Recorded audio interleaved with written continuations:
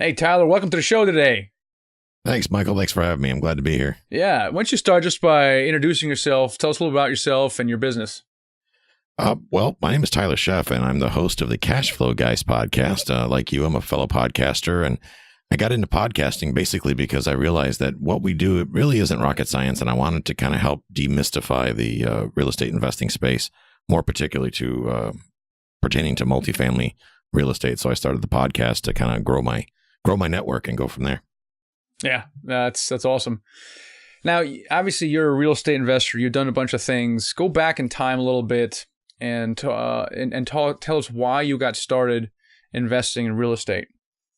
You know, initially for me, it was because I thought I could get rich quick. I got to be honest with you, and I learned that lesson. I was a house flipper way many years ago, going all the way back to year 2000. I was your classic house flipper before they had home and garden television. So I would go out and fix and flip houses. And although we made some money, I got a huge tax bill to go with it. I was fortunate to sell off my portfolio of flips right before the market crash. That was not on purpose, by the way. That was totally out of greed. So, but the thing is, though, I wound up with a huge tax bill because I didn't necessarily record all the transactions that I sold. And apparently my charm is not enough for the IRS. Oh, so, you know, who knew? Can you believe that? that's unbelievable. So, yeah, so I got a big tax bill, and that put me out of the game for a while. I had to figure out a way to compensate for that tax bill. So I went to work for the government. I laugh when I say that, but I'm here to help. I went to work for the federal government as a merchant mariner, and that was great. Climbed the ranks real quick, went from a 5-figure salary to a 6-figure salary really, really quick, which created a whole other host of problems, again, involving taxation. So, Michael, for this time, it was like, so this tax thing keeps coming back to haunt you. So we've realized that Tyler's charm doesn't help with my tax bill, so that we got to cross that off the list. So the next thing was, well, how can I legally and ethically avoid taxation? And it came to, answer was obvious. It was buy real estate, but this time keep it. And that's how it all started again. I call it on the second act, so to speak. And what'd you do in the second act? So you flipped houses in the first act, but what did you do in the second act? The second act was we bought them and we just hung on to them. But this time a little differently. We weren't focused on appreciation so much. We were just focused on the monthly income, the cash flow, so to speak. So we just stayed laser focused on let's buy little multifamily buildings. We improve them. We leverage our money back out of them and let them pay for themselves. And then we live off of the cash flow. And that's what we started doing a few years back. And we've been quite successful at it. Now, when you say we, who's we? My wife and I. Oh, okay. All right. Your wife and I. Now, why did you even start real estate in the first place? I mean, it sounded like you enjoyed your job, or maybe you didn't. Why did you go back into real estate? What was behind that? Well, it was, I needed a way to get out of the taxes, really. I loved what I did. Working for the government was awesome. I mean, I was on a ship. I traveled around the world. I was in Hawaii. I was all over the place, South Pacific. It was just a dream job, but I didn't like being away from home for long periods of time. I've got 2 daughters, and I missed a couple of years of their life, and that's no fun. And besides that, I liked making good money, but I didn't like paying big taxes. And I was paying, Michael, my tax bill was equal to what some of my friends make a year. And I thought, well, there's a problem. You know, either I need to get new friends or I need to get a better accountant, one or the other. Right. So at one point you sat down with your wife and said, hey, we gotta do something here. What was the driving factor? I know no one likes to pay taxes. Was it more because you were traveling a lot, or what was that conversation like with your wife back then? It was, we got into we started looking down the road at the future. We got into some estate planning and things like that and started trying to figure out what's next. I mean, at the time I was in my early 40s, and I'm thinking, I can't do this for the next 30 years. My body won't take it, being out in big seas and all this. There's no way I can physically take this. So I can try to do the work the job for 20, 30 years, retire with a government pension, but I'm going to be an old man when that happens. And that didn't make sense to me. It's like, and that said, I don't believe in the mindset that we Americans have fallen prey to. It's like, let's do this. Let's work ourselves to death for 30 years and then retire on less money than what we made when we were working. That didn't make sense to me. So most people don't face that until they're later in life, but you were already starting to think about that, and you're like, wait a minute, let me do the math on this, and I don't like where this is going. Exactly. So you went back and said, hey, real estate was pretty good, except I'm going to do something a little different. Like, we're going to buy and hold, not only for the tax benefits, but also for the cash flow. And exactly. So did you set about doing this to try to eventually quit your job, or what was the financial goal behind that? I did. We were at kind of at a crossroads. It's like it was very difficult for me to build my network and start getting involved in real estate while I'm out in the middle of the ocean. Although I did, because your tax dollars go to pay for satellite phones, which were at my disposal. But it's good to be management. But I wanted a better quality of life. I needed more time on my hands, so we had to make a decision. Either I continued working for the government, and my wife started the investing piece, or I quit my job and dive right into real estate, which I can tell you, people thought I had lost my mind when I walked away from that big cushy, 6-figure salary. But for me, I was in the process of mitigating my taxes. I discovered that a lot of the reason I was paying high taxes is because I had huge overtime. And I've learned that I could take that overtime as comp time. So that basically gave me paid time off. So what I did is I took 6 months, paid time off, and decided that if we can clearly see that I can make a go at this and retire in real estate in 6 months, then, and people thinking, well, that's a lofty goal, but I'll put 100% effort in. I'm already used to being out to sea 24 hours a day. So what's the difference? If I can do this in 6 months and make it even remotely viable, then I'll pull the trigger and quit my job. That's amazing. Yeah. And so you started doing buy and hold single family houses at first. Is that what you started to do?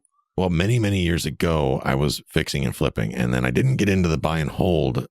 I did get into the buy and hold in the late 90s, and that was basically because I was still a rehabber mindset. It's just that I was a greedy rehabber, and I realized that property values are going up 25% per year in my market.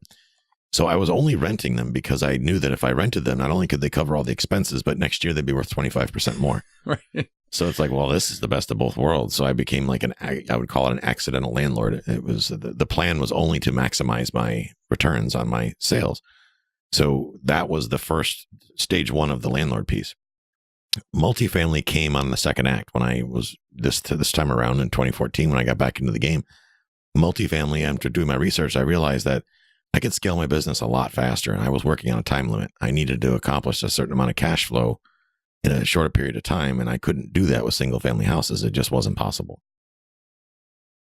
That's where the multifamily space started to make a lot of sense. So in Act 2, you said, "Look, I'm going to be able to I want to quit my job in 6 months, or at least I'm going to try." And you decided to do multifamily because you felt you can get there faster. Mm-hmm. And so what did you do? I mean, tell us what that looked like. Did you do a deal, or what happened after you decided to do that? Actually, that's where my best deal came in, that first deal. So I knew I wanted to be in. I wasn't quite sure on day one that I wanted to do multifamily, but my wife and I had been under contract on a duplex, beautiful waterfront place, not really ideal investment stock, but to be honest with you, it was her dream house. She wanted to live on the ocean. Great. That deal fell apart. Now I'm pre-approved for a VA mortgage. What am I going to do? We almost went out and bought a 3-bedroom, 2-bath house. But the market started getting hot and we lost that opportunity that somebody outbid us. Well, fast forward to we're driving home from that property, hat in hand, and we drive by this 4-unit building. We stopped because they had a for rent sign. It's in our town. Talked to the owner. We wound up striking a deal and we bought the place. But at the time, we had money set aside, but we had started learning about how to invest in real estate without using your own money and how to raise capital and things like that. That was intriguing. So we decided we're going to go ahead and try it on this first deal, and we were successful. Not only did we buy this first unit, it was fourplex. We didn't not only use our own money, we actually got paid to buy it, which is an interesting story in itself. That's interesting. So you actually used what kind of a VA loan product for that to buy that? We did, and that's great. You get zero down, so to speak, but then there's closing costs, and that racked up to at the time like $9,000 on $200,000 right loan amount. So I was able to leverage some real estate commissions, the title company, the lender. I got everybody to participate, and it worked out to where we walked out of closing with a check for $1,700. I love that. So this was a pure rental property. Did you guys move into that thing? We did. We were going to live in one unit. So we moved into one of the units doing the house hacking thing like you hear in Bigger Pockets. And we did, we moved into one unit, rented the other 3. We had to renovate them because it was, pumpkin orange with brown trim. So that had to change exponentially, and rehabbed it right away, got the units rented up. Huge value add play on a small scale, but I mean, still the numbers look really good. And it just kept getting better from there. So what were you, so what did you do next after that? You had this fourplex, you moved in, you rented it out. I presume it was cash flowing. It was. to some degree, and you're like, this was pretty good. Let's do it again. What did you do then? Well, we bought the place. We took the rents from it was half vacant and in 15 states of repair. Wound up renovating the entire place. Took the cash flow from $600 a month to $900 a month for about a year, and then we discovered vacation rental. So then we decided to convert one of the units to vacation rental because that tenant was one of the tenants was a out of state tenant. He lived up in Connecticut for part of the year, so we charged him rent while he was here, but the rest of the year it's just sat vacant. That took our monthly. We right after rehab we were cash flowing, including living there for free, mind you. We were profiting, I believe it was $1,200 a month, and getting a free place to live. Wow! After the vacation rental element, right out of the gate, we were in the height of the season. We took our cash flow, our net cash flow, up to $5,000 a month. 1 4-unit building. It was mind blowing. That is mind blowing. So you're obviously you're a bit into your 6-month runway here. What happened next? So did you do another deal? Did you stop? Well, it came down to, the next thing is now I need to do another deal. I've used up my VA benefits. What next? I had to learn how to raise capital. So I spent a lot of time researching that. I went to the real estate guys course, their seminar, Secrets to Successful Syndication, and did a lot of reading, read Sam Freshman's book, stuff like that. Started learning about raising capital. And that's where I got my first round of investors. I bought some smaller buildings, like some 10 plexes, 12 plexes, that kind of stuff, up in Memphis, Tennessee. Spent a lot of time building my team first. That's what I did right. What I did wrong is I picked a few bad ones starting out. But I cut my teeth on those smaller buildings. I am a licensed agent, so I do have some background as far as residential real estate, but not so much in the multifamily space. So I was more of a trial by fire kind of guy. Yeah. And boy, did I get an education up in Tennessee, let me tell you. Huh? What do you mean? Well, up there, it's a community that it's known for cash flow, but not so much for appreciation. So in other words, you're not going to get organic appreciation in Memphis. Can be a great market for cash flow, but I bought in the CD type market. And what I've learned since then is that I need to focus on tenants that are more like me because I understand better how to serve them. And I was having difficulty understanding what the true needs of the tenant were. So when I was doing rehab, I was over improving in some cases. And I wasn't seeing the ROI initially. Now that I'm through that process, we've done more deals. We've learned that we need to do a better job of understanding exactly who our tenants are, how we're going to serve them best, because it's not necessarily what we think. It's more like what they know. Right. And that was a huge learning curve for us. So you're now, I don't know how many months you're in from you're taking your leave from your ship. But after you did the 10 or 12 unit, what happened? Did you go back to work, or where were you? Well, we did the first deal, and then we immediately did the next 2 deals. So we wound up with 26 units in 11 months. So we were jamming. I was able to raise the capital through some IRA lenders, met some people through networking, and I was able to raise the capital, pull the trigger on the deal. So after that, the deal sourcing became the challenge. It wasn't so much finding the money, it was finding the opportunities that made sense. One of the things that I've been very successful at is staying very focused on only buying deals that make sense. And the market is what it has been. And although we spent a lot of time working on deal sourcing as well as raising capital, we've been more successful in the capital raising than we have on the deal sourcing. To be perfectly honest with you. That's a common problem right now. So that said, okay, I'm sorry, go ahead. No, I'm saying, but after the 26 units, so you had 26 units in 11 months. So were you able to quit your job? Did you go back, or what happened at that point? I had to make a decision. And for me, it was tough. I mean, for my wife, it was easy, but for me, it was tough. She wanted me to stay home. I was nervous because trying to get these places on and performing and going, we decided I just grit and bear it, so to speak, and pulled the trigger, quit the job. Wow. Walked away from the 6-figure job. No.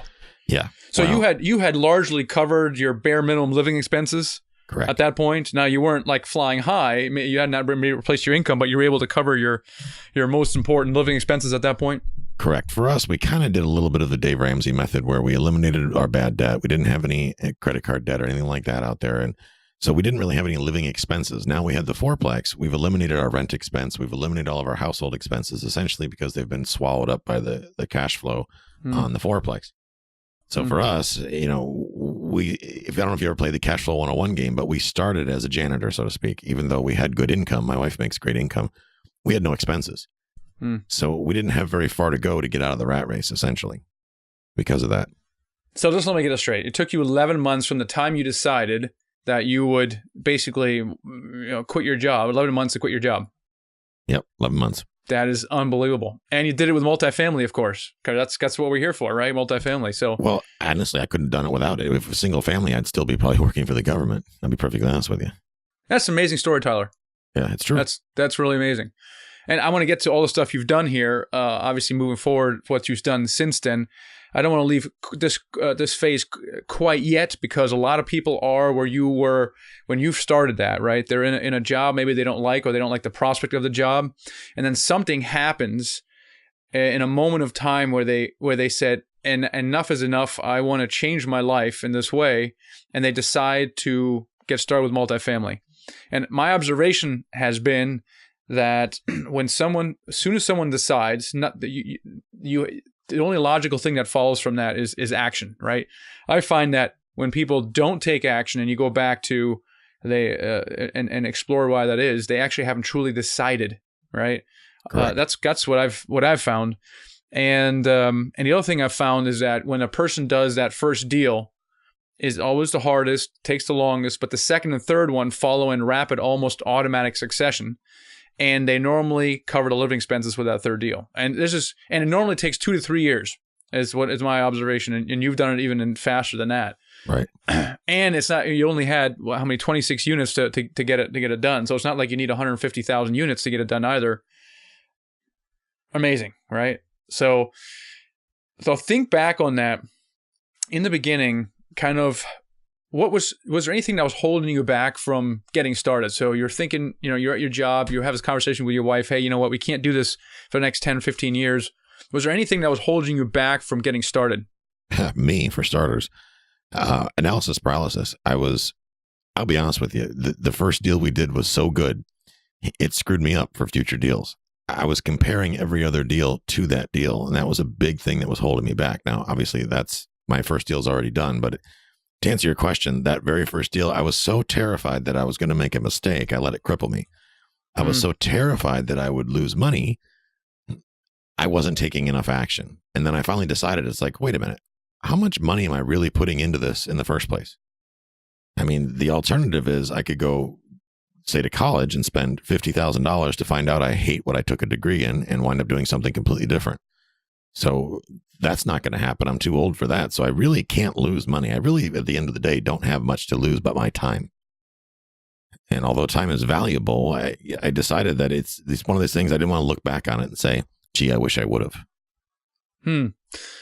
So you kind of overcame the fear by, I guess, looking at what the worst, what you could really lose. And you said, look, I don't want to have any regrets. And I bet you your wife had something to do with it also. She did. My wife has a debilitating disease called MS, muscular sclerosis. And for her, she doesn't have the ability to live the same life that everybody else does. She's constantly stricken with pain. Her twin sister got put in a wheelchair early on. These are some challenges, and we wanted to be able to get ourselves in a position sooner than later to be able to enjoy life now. Because, we were taught, let's wait till we're 65 and then we'll go enjoy life. Well, here's the news. You're 65. You're not 30 or 40 anymore, where the ability to enjoy life, I believe, is diminished as you grow older. So we wanted to get that out of the way up front, because who knows? I mean, God forbid we could all get hit by a car tomorrow. So we might as well enjoy it while we can. All right. When I talk about, getting started with apartment buildings, what I hear from a lot is, oh, that's great, Michael, but it's really an advanced strategy. And, I really feel like I need to get several years of single family house investing under my belt. And, I had some house flipping experience. You had some house flipping experience. But, is that really necessary? Or is that simply, in your mind, a limiting belief? I think it's a limiting belief, and I will go so far as to say that my house flipping time, experience, whatever you want to call it, slowed me down. Had I not gone through that, I probably would have accomplished a lot more by now. See, it gives you that false sense of security when you flipped a few houses. Now you're become more and more conservative, and you start thinking worst case scenario, which is healthy to some degree, but it can also be crippling. So for me, I think having that single family experience, it didn't really offer me as much as I thought it would. I shared exact same experience. I flipped probably 3 dozen houses, and I was amazed at how little credit I got that once I talked to multifamily brokers, sellers, and other professionals. They're like, yeah, it's interesting, Michael, but how many apartment buildings have you done? And I'm like, none. But look at all the houses I flipped. Right. And so to me, it was the same thing. I thought, well, I would be getting experience, but really what it was a giant distraction, right? It actually, and once I sat down and really thought about it, I would have needed like 50 single family houses to, replace my income. I'm like, holy cow, how long is that going to take me? I never even thought about if the strategy I was pursuing was going to get me to my goal. Exactly. And there is that club, so to speak. It's like you're almost better off with no experience coming off the street than you are with some house flipping experience. And I've actually investigated that a little bit because I've heard people talk about that. And you and I share that experience, as do a lot of other people. And it's like, what does that mean? How much experience do I need to be an apartment guy? Is there a course you take, or you have done so many deals now you're certified as an apartment buyer? What's that look like? Nobody can really give you an answer, but one answer I did get, which I found interesting, is, and I don't believe this to be the case, but I just found it humorous. This gentleman told me, he's a well-heeled individual. He's got thousands and thousands of doors. He's also a broker. He says, if you were dumb enough to continue to flip houses after doing the first one, that makes most people challenge your intelligence in the first place. And it's like, wow, I'll go climb under the couch, but okay. Yeah. But yeah.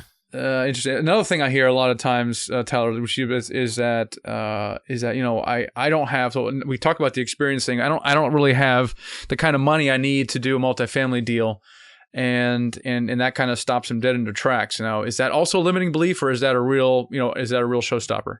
That's a massive limiting belief. I'll be honest with you, and I know this sounds like a guru pitch, but I've never used my own money for any of my deals. What I have done is I've leveraged the experience of my team. How I got started in Memphis was I found a really good property management company, and I brought them in with me on a deal, and I leveraged their experience. So I didn't need as much experience in front of my investors as I would have normally needed, because I had a management company that had been around for 3-4 decades. Right. So it's like, look, I can only screw this up so much. And that's from the time it hits the bank to the time it goes to you. I can't screw anything up in between that because I got these guys. All right, Tyler, you don't have any experience in multifamily. Why should I sell you this deal? Well, exactly, because I have the team in place to manage it. You're right. I have absolutely no experience, but I have one of the best property management teams in the state of Tennessee. Right. I've got the best legal team and an accounting team, and we have systems and processes to manage all this. It sounds cliche, but it's true. It's factual. I don't need to be the smartest guy in the room. I'm just the guy that pulls everybody together. I'm the ringleader. I'm the one that leads the team. That's my job. And that is my expertise. And I've been doing that for all my life. So I'm perfectly qualified for apartments. So at one point you got you saw the need to raise money. What, yes. How did you go about doing that? Tell us a little bit about that experience, because it is one of those things, people say, okay, that's great, Tyler. It's a limiting belief, but how do I overcome it? I believe educate to dominate is something one of my mentors taught me early on. Is I decided there's a couple different ways you can go about it. You can do a private placement memorandum. You can advertise to accredited investors under certain rules. You can do all these different things. All those things cost a ton of money, which at the time I did not have liquid. I needed to find a little more creative way to do it. So I used relationship marketing. Started my podcast. I started a cashflow 101 workshop in my local community where I would, as I learned things, I would bring people together. It started out with just a couple people at a coffee table, and I taught them what I was learning. It's like, hey, here's what I learned last week on a different way we can structure a deal.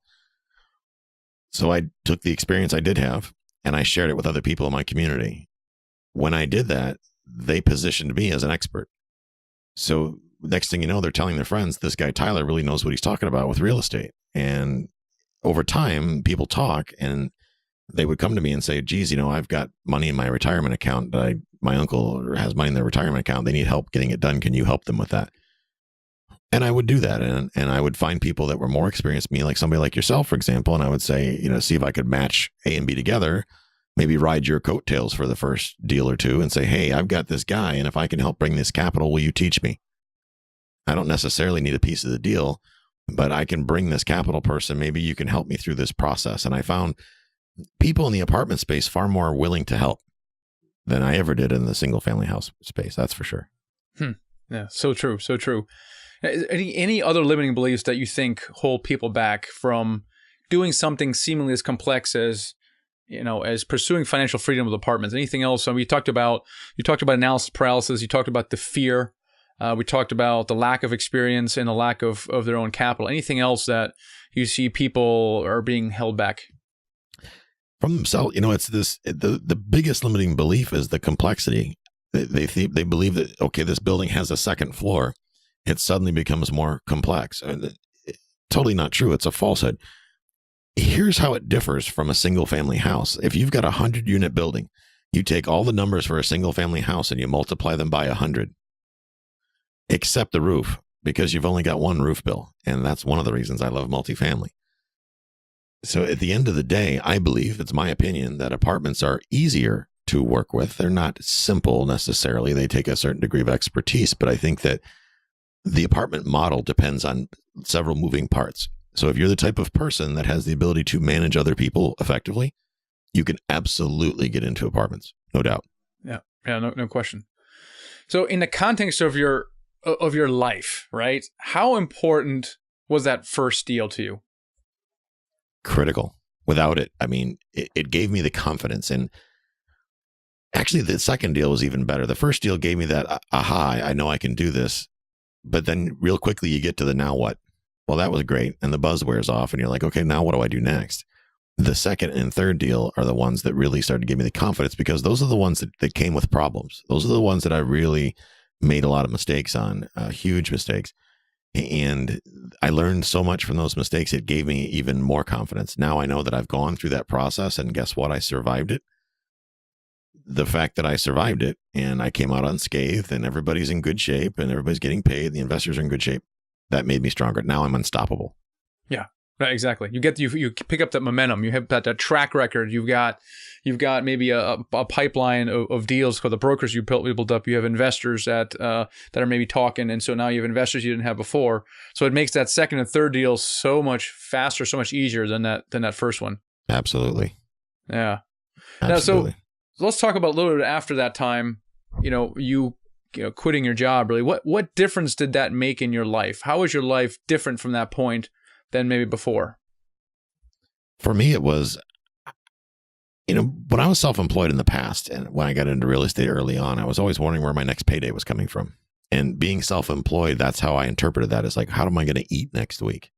Being a realtor or being a rehabber or anything like that. I had a trucking business for many years. I was always concerned about where's my next check coming from. I always had to go out and hunt for my food. But as a buy and hold investor, I didn't have to hunt anymore, because every month people mail me money, whether I do something or not. It's really that simple. It's laughable. It's like, really, all these years I've been overlooking this little tidbit.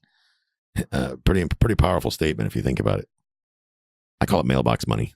It is mailbox money. So how does mailbox money change your life? Like, what did you do afterwards? Well, here's the thing. All I have to do is not screw up what I already have, and I don't have to do anything else if I don't want to, which is a beautiful feeling. So moving forward, I'm very diligent on sticking to my numbers.